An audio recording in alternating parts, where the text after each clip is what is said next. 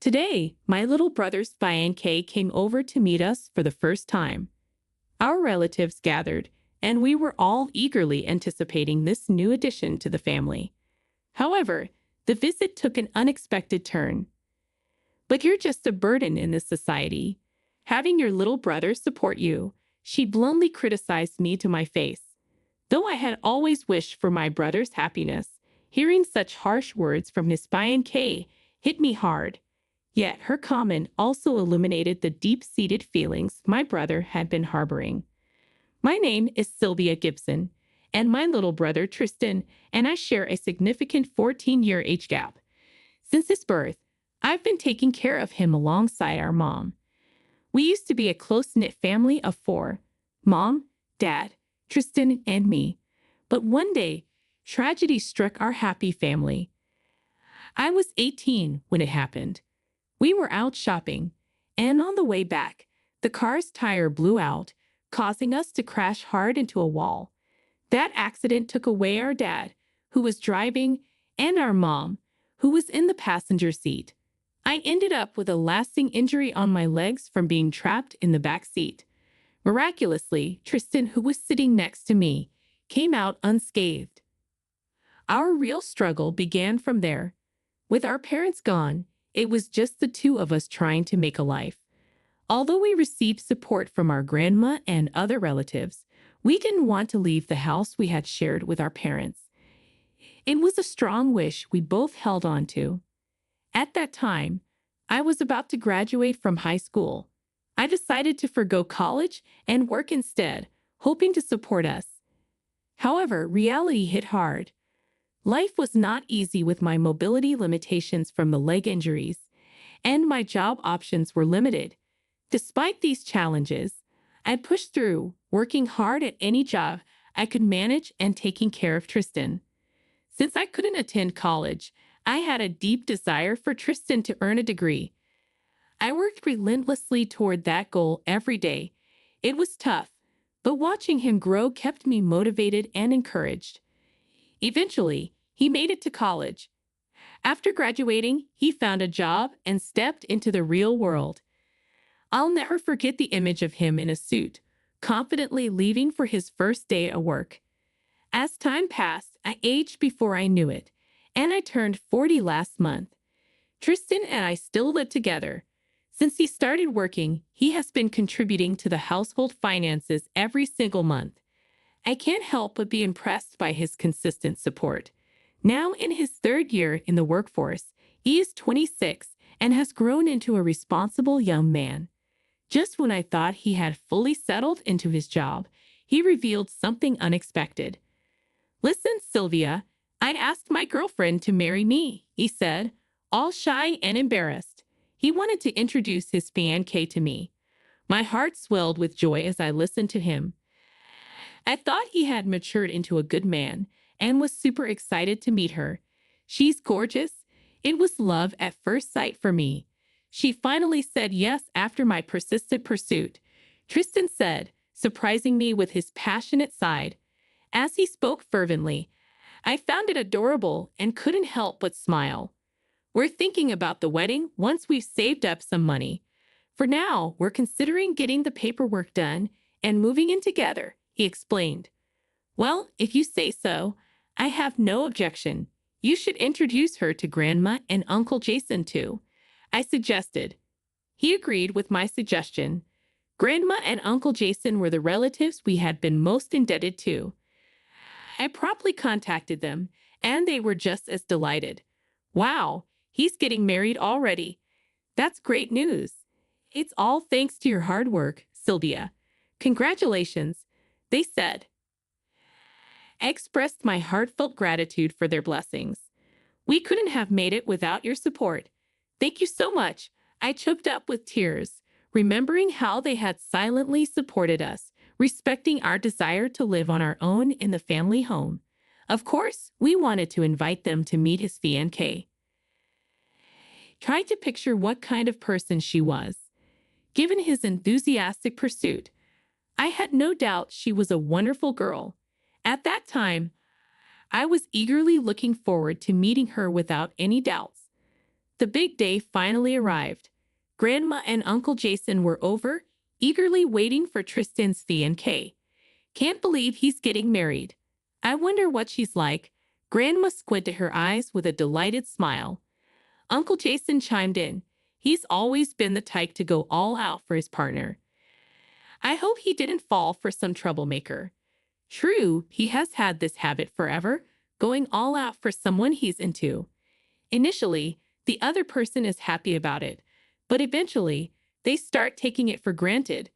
Things either end with him getting dumped or fading out. I agreed. As long as he's happy, I guess it's all good, Uncle Jason concluded. Just as I was pondering, there was the sound of the front door opening. Hey guys, we're here, Tristan called out, heading to the entrance to greet them. I found a beautiful girl standing next to Tristan. Her name was Lou, 4 years older than him. She had an elegant figure, and I couldn't help but think she was way too good for him. But then an alarm went off inside me. When we greeted Lou, Tristan said, "This is my sister, Sylvia." "Oh, hi," she said casually. A bit puzzled, I responded with a smile. "Nice to meet you. I'm glad you came. Please come inside. Grandma and Uncle Jason are here too." Assuming she might be nervous, I guided them to the living room. As we talked, I figured out why I felt alarmed earlier. She wasn't exactly the friendliest person. Tristan's always been a bit absent-minded, you know. Hope he hasn't been causing you any trouble. Try to make conversation. Not really, she replied curtly. With the relatives here today, maybe you're feeling a bit nervous? I suggested. No, she responded with just a couple of words. Most people would put on a smile and act friendly in a situation like this, but she maintained a sullen expression throughout. I initially thought she might be nervous, but she remained the same. Trying to ease the tension, I dropped the serious talk and tried to make some small talk. "Is there something you enjoy doing?" I asked, trying to lighten the mood. She sighs and suddenly stands up. "There's something I've been wanting to say to you." I was flabbergasted by her sudden confrontation. What she said next was even more unbelievable. "You rely financially on your little brother because of your disability, right? Living off him, you're just trash in this society," she exclaimed loudly. Her words froze me, Tristan, Grandma, and Uncle Jason. It felt like time stood still, and everyone just gaped at her. What the heck did she just say? I glared at her, holding back my rage. Tristan spoke up first in the tense situation. "Lou, what are you saying? You know she's a business owner." Seeing him suppressing his anger was something out of the ordinary. He rarely got mad at others. But Lou wouldn't let up. "A business owner? Well, if you're running a business, it's not going well, is it? After all, you're taking money from him every month. It's weird to do that at your age. I won't let anyone, even you, criticize my sister," Tristan said firmly. "You don't get it. You keep giving your money away. That's why we can't even have a wedding." As I was about to calm the heated situation, Grandma spoke up before me. "Tristan, Lou, why don't you calm down a bit?" With her gentle expression, they started to regain some composure. "We came here to celebrate you too, so stop fighting." Uncle Jason followed suit, and both of them fell silent. "Lou, do you know the history of Sylvia and Tristan?" "I've heard a bit," Lou replied. "All right, maybe I should tell you again. Listen up." Grandma began recounting the story. She talked about the time our parents passed away when Tristan was 4 and my legs were injured at the same time, how I've been taking care of and supporting him since then. When she finished, Lou turned to her with a question. "So why didn't you guys lend a hand? I've heard they didn't want to leave this house. But come on, living just the two of them wasn't realistic." Her words and tone infuriated me. Grandma glanced at Uncle Jason and surprisingly put a smile on her face. "Well, that might be the usual way of things, But you see, we saw their seriousness in their eyes, so we decided to watch over them. At that moment, I understood how she felt back then for the first time. Uncle Jason took over. Of course, we were worried sick about these kids. We tried reaching out to help multiple times, but their determination to live on their own was incredibly strong. Eventually, we decided to watch over them from a bit of a distance, just in case they needed help. Both Grandma and Uncle Jason did exactly that with so much love and compassion. Thanks to them, we've made it this far. Sylvia worked hard at her job for Tristan. After graduating high school, she worked so diligently that you wouldn't have even noticed her disability. I can still see it clearly in my mind. Uncle Jason nodded along. Yeah, thanks to her, Tristan was able to go to college. Grandma added. Lou threw another question. I get that she worked hard to raise him, but what's it got to do with taking money? Regardless of her tone, Grandma calmly responded without getting upset. As Tristan mentioned earlier, she's a business owner. She's not struggling for money at all. Have you heard about that patisserie that's often featured in magazines? Grandma spread out pamphlets from the shop on the table. Lou looked at it with a puzzled expression. Yeah, I know about it, but what's the point? With a slightly pleased expression, Grandma said, she's been running this shop. What? Lou looked shocked. The shop that hired me after high school was initially a small cake shop in my hometown. The cakes were delicious, and I wanted more people to know about them. So I revamped the website, asked influencers and bloggers for collaborations, and actively promoted it. Gradually, it gained popularity, which led to expansion. Now we have 10 stores nationwide. 2 years ago, the owner fell ill, and I was appointed as the new CEO. It's been hectic, but I'm feeling fulfilled. So you see, maybe it's unnecessary to say this again, but Sylvia isn't struggling for money. Having learned my true identity, Lou seemed thoroughly deflated. Then Tristan spoke up. Lou, the money is something I'm forcefully giving to my sister. She looked at him, confused. It's only natural for me to be grateful to my sister who raised me in place of our parents. She gave up going to college for my sake and has been living for me. This is my way to express that gratitude. I'm repaying not just with words but also with my expenses. Hearing this from Tristan for the second time, I felt a special warmth. The first time he mentioned paying me back, I declined, but he awkwardly and forcefully insisted I accept the money. Today, his speech exuded genuine gratitude, and it warmed my heart. I didn't expect to hear something like this from you here of all places.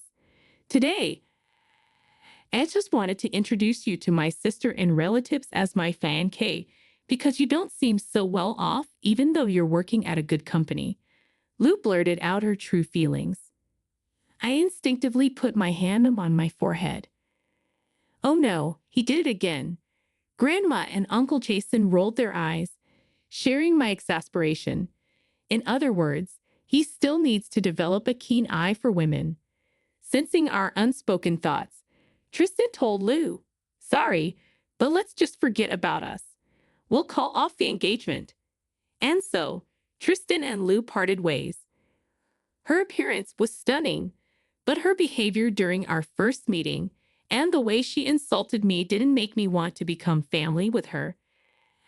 I really don't have a good eye for these things, Tristan mumbled, letting out a sigh of despair. Comforting him was challenging. You're only 26. Why rush into a marriage so soon?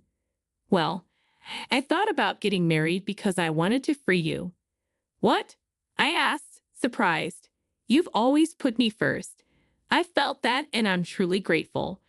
But I want you to start thinking about your own happiness.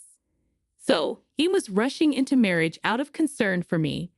Realizing his honest feelings, my eyes teared up. I tousled his hair to distract myself from becoming too emotional. Anyhow, you need to improve your judgment of people. But thanks.